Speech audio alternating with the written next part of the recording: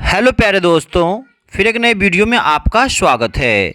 दोस्तों, आज की इस वीडियो सेशन में मैं आप लोग को बताने वाला हूं, यदि आप भी इस वर्ष 2025 में बिहार डीएलएड एंट्रांस प्रवेश परीक्षा देने वाले हो तो दोस्तों आज की क्लास आपके लिए बहुत ही ज़्यादा इंपॉर्टेंट होने वाला है। क्योंकि दोस्तों आज की इस क्लास में मैं आप लोगों को साइंस का 20 प्लस ऑब्जेक्टिव बताने वाला हूं, जो कि आपके एग्जाम के लिए बहुत ही ज़्यादा इंपॉर्टेंट होगा। तो चलिए दोस्तों, देर ना करते हुए हम लोग आज की क्लास को करेंगे फटाफट स्टार्ट। तो दोस्तों देख सकते हो आज का सबसे पहला सवाल यहाँ पे आपके सामने में आ गया है। ध्यान देंगे सारे बच्चे पहला सवाल की तरफ। निम्नलिखित में विद्युत का सर्वोत्तम चालक कौन है? तांबा, एल्युमिनियम, कार्बन या फिर चांदी। तो सारे बच्चे याद रखेंगे, यहाँ पे पहला का डी हो जाएगा चांदी, है ना। चांदी जो होता है ना विद्युत का सर्वोत्तम चालक होता है, मतलब चांदी से सबसे अच्छा करंट क्या होता है? प्रवाहित होता है यहाँ पे। तो बच्चों यहाँ पे पहला का डी आंसर आपका सही चला जाएगा, है ना। देख सकते हो आप लोग। आइए बच्चों आज के दूसरा सवाल पे। तो मेरे प्यारे बच्चों आज का दूसरा सवाल आप लोग का रहेगा, आदर्श वोल्ट मीटर का प्रतिरोध होगा, है ना। आदर्श वोल्ट मीटर का प्रतिरोध क्या होगा? शून्य, शून्य से अधिक, अनंत या फिर अनंत से कम। तो सारे बच्चे याद रखेंगे, यहाँ पे दूसरा का सी आंसर सही जाएगा। आदर्श वोल्ट मीटर का प्रतिरोध क्या होता है? अनंत होता है। तो दो का यहाँ पे सी हो जाएगा। आइए सवाल नंबर तीसरा की तरफ। तो मेरे प्यारे बच्चों देख सकते हो आज के थर्ड क्वेश्चन आपके सामने में आ गए हैं। किसी वस्तु को अवतल लेंस से देखने पर दिखाई देगी, है ना। किसी अवतल लेंस को, है ना, किसी अवतल लेंस को देखने पर कैसा दिखाई देगा? अगर हम लोग किसी वस्तु को जो है ना अवतल लेंस से देखेंगे तो वो आपको कैसे दिखाई देंगे? उल्टी तथा बड़ी, सीधी और छोटी, बड़ी तथा सीधी, उल्टी, है ना। तो आप लोग को बताना है तीन का आंसर यहाँ पे क्या चला जाएगा। तो याद रखेंगे दोस्तों, अवतल लेंस से ना किसी वस्तु का प्रतिबिंब कैसा बनेगा? छोटा बनेगा। तो यहाँ पे तो बड़ी को काट दीजिए, है ना, सीधी को काट दीजिए, यहाँ पे क्या बनेगा? छोटी, है ना, सीधी और छोटी। तो बच्चों यहाँ पे तीन के नंबर भाई लोग आपके बी आंसर सही चले जाएंगे। तो आइए बच्चों हम लोग बढ़ेंगे सवाल नंबर 4 की तरफ। तो आज का दोस्तों चौथा सवाल आपके सामने में देखने को मिलेगा, वह दृष्टि दोष जिसमें दूरस्थ, है ना, बिंदु अनंत से निकट आ जाता है तो कौन सा दोष कहलाता है? दूरदृष्टि दोष, मोतियाबिंद, निकट दृष्टि दोष या फिर जरा दूर दृष्टि दोष। चलिए तो सवाल नंबर 4 के आंसर आप लोग को बताना है। तो दोस्तों हम लोग इसको क्या बोलेंगे? मोतियाबिंद बोलेंगे। तो 4 के बच्चे यहाँ पे ना बी आंसर आपके सही चले जाएंगे। आइए सवाल नंबर 5 पे।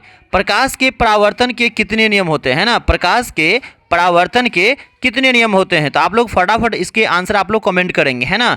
तो हम सभी लोग जानते हैं दोस्तों, प्रकाश के परावर्तन और अपवर्तन, है ना, इन दोनों के सिर्फ दो नियम होते हैं। क्या नियम होते हैं बच्चों? दो नियम, है ना। तो यहाँ पे दो आंसर आपका बी वाला ऑप्शन सही चला जाएगा। तो 5 का यहाँ पे दोस्तों बी आंसर सही चला जाएगा। आइए सवाल नंबर 6 की तरफ। तो मेरे प्यारे बच्चों आज का छठा सवाल बहुत ही इंपॉर्टेंट सवाल आपके सामने में आ गया है। आप लोग कमेंट भी करें और आप लोग इस वीडियो को कहाँ से देख रहे हो, है ना, अपने अपने आप लोग डिस्ट्रिक्ट का नाम जरा एक बार मुझे कमेंट कर देंगे। तो बच्चों छठा सवाल में दिया है, मानव तंत्र में निम्नलिखित में से कौन सा एक पाचक एंजाइम नहीं है? है ना, मानव के जो पाचन तंत्र होते हैं ना, इनमें कौन सा, है ना, चीज़ है जो पाचक एंजाइम नहीं है? Trypsin, gastric, ptyalin, pepsin. चलिए 6 के आंसर बताना है। तो बच्चों यहाँ पे 6 के क्या हो जाएंगे? बी आंसर आपके सही चले जाएंगे, गैस्ट्रिक, है ना। तो बच्चों 6 के यहाँ पे बी आंसर आपका सही चला जाएगा। आइए सवाल नंबर 7 पे। तो बच्चों आज का 7वां सवाल रहेगा आप लोग का, क्षारीय विलयन का पीएच मान होता है ना। क्षारीय विलयन का पीएच मान क्या होता है? तो जिसका पीएच मान 7 होता है वो तो उदासीन होता है ना। 7 से कम होता है तो अम्लीय होता है ना। 7 से अधिक होता है तो बच्चों ये क्या हो जाते हैं? क्षारीय हो जाते हैं ना। तो जितने बच्चे यहाँ पे 7 के सी बताएंगे ना, सारे बच्चों का आंसर सही चला जाएगा।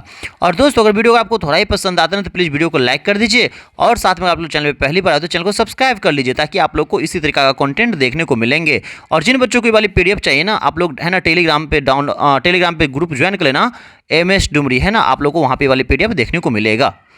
आइए सवाल नंबर 8 की तरफ। प्रकाश के अपवर्तन के कितने नियम? तो मैंने बताया था अपवर्तन और परावर्तन, है ना, इनके कितने नियम होते हैं? सिर्फ 2 नियम होते हैं।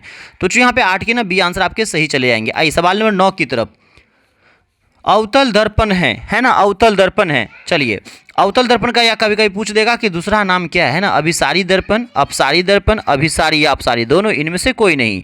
तो सारे बच्चे याद रखोगे, है ना।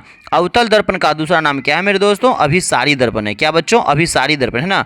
और उत्तल लेंस का भी बोलेगा ना, उत्तल लेंस, तो उत्तल लेंस का भी दूसरा, है ना, दूसरा नाम क्या है? उत्तल लेंस का दूसरा नाम आपका अभिसारी लेंस। क्या हो जाएगा बच्चों? अभी, है ना, सारी लेंस ही हो जाएगा, याद रखेंगे, ठीक है। और अगर हम लोग बात करेंगे उत्तल दर्पण का, है ना, तो उत्तल दर्पण का दूसरा नाम क्या हो जाएगा आपका? अपसारी दर्पण। क्या हो जाएगा? अपसारी दर्पण, याद रखेंगे। तो बच्चों हम लोग बढ़ेंगे सवाल नंबर 10 की तरफ। लेंस की क्षमता होती है ना, तो पी बराबर क्या होता है बच्चों, 1/f। पी बराबर क्या होता है मेरे भाई लोग, 1/f है ना।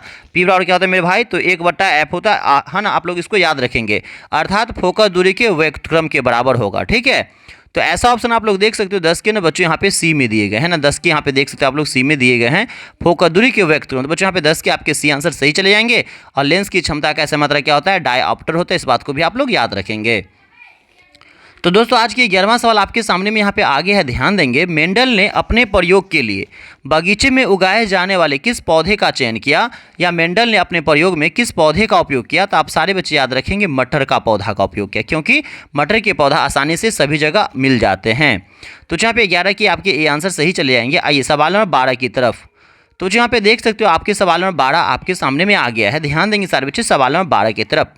सीसा और टीन की मिश्र धातु को कहते हैं, है ना, क्या कहते हैं, फटाफट बताएंगे सवाल नंबर 12 के आंसर। तो बच्चों हम लोग इसको क्या बोलेंगे, सोल्डर बोलेंगे। तो बच्चों 12 के ना आपके ये आंसर सही चले जाएंगे। आइए सवाल नंबर 13 की तरफ। जीवों में वंशागत गुणों का निर्धारक क्या होता है, जीन, क्रोमोसोम, डीएनए या इनमें से कोई नहीं।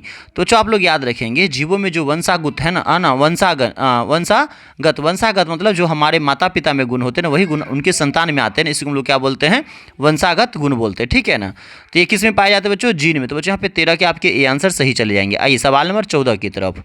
तो जो सवाल नंबर 14 में कहता है, ध्यान देना, विभिन्नता का मुख्य कारण क्या है ना। विभिन्नता का मुख्य कारण क्या है, समसूत्री विभाजन, अर्धसूत्री विभाजन, अमसूत्री विभाजन, है ना, असमसूत्री विभाजन, या इनमें से सभी।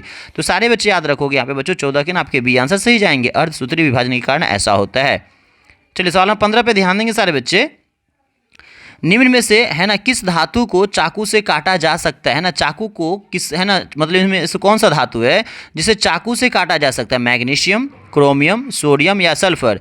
तो सारे बच्चे याद रखना, सोडियम है ना, जिसकी संकेत होता है Na, परमाणु संख्या होता है 11, है ना। सोडियम है ना, पोटेशियम और लिथियम, इन तीनों को क्या किया जा सकता है बच्चों, चाकू से काटा जा सकता है। सोडियम है ना, लिथियम और पोटेशियम को चाकू से आसानी से काटा जा सकता है। तो आइए बच्चों हम लोग बढ़ेंगे सवाल नंबर 16 नंबर की तरफ। सजावटी पौधा है, कपास, नीम, साल या इनमें से कोई नहीं। तो जो साल देखते हो ना, ये साल का पेड़ होता है, इसको क्या करते हैं हम लोग ना, सजावटी पौधा के रूप में उपयोग करते हैं ना। चलिए आइए सवाल नंबर 17 की तरफ। तो जो आज का 17वां नंबर सवाल रहेगा आप लोग को, निम्नलिखित में से है ना किस तत्व की कमी से, है ना, इनमें से ऐसा कौन सा तत्व है जिसकी कमी हो जाएगा तो घेगा रोग हो सकता है, घेगा रोग हो सकता है ना। नाइट्रोजन, कैल्शियम या फिर फॉस्फोरस या फिर आयोडीन। तो हम लोग सभी लोग जानते हैं कि आयोडीन की कमी से बच्चों घेगा नामक रोग होता है।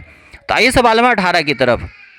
तो जो सवाल नंबर 18 में कहता है, पावर ट्रांसफार्मर की कार्य प्रणाली का सिद्धांत किस नियम पर कार्य करता है, फैराडे, हुक का नियम, न्यूटन का नियम, आइंस्टाइन का सिद्धांत। चलिए 18 साल के आंसर फटाफट करेंगे। तो यहाँ पे क्या जाएंगे आपके, फैराडे का नियम, फैराडे का नियम। तो यहाँ पे 18 के आपके ए आंसर सही जाएंगे। आइए सवाल नंबर 19 की तरफ। तो जो 19 में कहता है, ध्यान देना 19 नंबर। तो दोस्तों 19 नंबर में कहता है, लोहे पर जंग लगना किस प्रकार की अभिक्रिया का उदाहरण है, भौतिक अभिक्रिया, रासायनिक अभिक्रिया, प्रतिवर्ती अभिक्रिया, इनमें से कोई नहीं। तो सारे बच्चे याद रखना, लोहे पे जंग लगना रासायनिक अभिक्रिया का उदाहरण है। तो बच्चों आज का 20वां, तो दोस्तों देख सकते हो आज का 20वां सवाल आपके सामने में आ गया है। पृथ्वी के घूर्णन की गति कितनी होती है, 28 किलोमीटर प्रति मिनट, 30 किलोमीटर प्रति मिनट, 36 किलोमीटर प्रति मिनट या 50 किलोमीटर प्रति मिनट।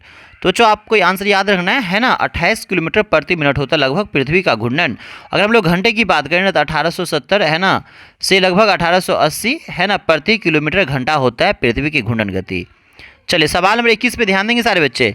तो देखिए बच्चों 21 में क्या कहता है, निम्न में से किस वैज्ञानिक ने विकासवाद का सिद्धांत दिया था, डार्विन, मैक्सवेल, न्यूटन या जॉनसन। तो बच्चों इसके आंसर आपके हो जाएंगे डार्विन, है ना। 21 के ये आंसर आपके सही चले जाएंगे। आइए सवाल नंबर 22 पे। चिंटी के डंक में कौन सा अम्ल पाया जाता है, सिट्रिक अम्ल, एसिटिक अम्ल, मेथेनोइक अम्ल या फिर लैक्टिक अम्ल। तो सारे बच्चे याद रखेंगे बच्चों, चींटी के जो डंक होता है ना, इसमें क्या होता है, मेथेनोइक अम्ल पाए जाते हैं। तो यहाँ पे 22 के सी आंसर सही चले जाएंगे। तो दोस्तों आज की ये आखिरी सवाल रहेंगे आपके सवाल नंबर 23। जंग लगने पर लोहे का भार में क्या परिवर्तन होता है ना, अर्थात लोहे का भार कम हो जाता है, बढ़ जाता है, समान रहता है या फिर इनमें से कोई नहीं, है ना। तो सारे बच्चे याद रखना, जंग लगने पर लोहे का भार क्या कर जाता है बच्चों, बढ़ जाता है ना। तो यहाँ पे 23 के आपके बी आंसर सही चले जाएंगे।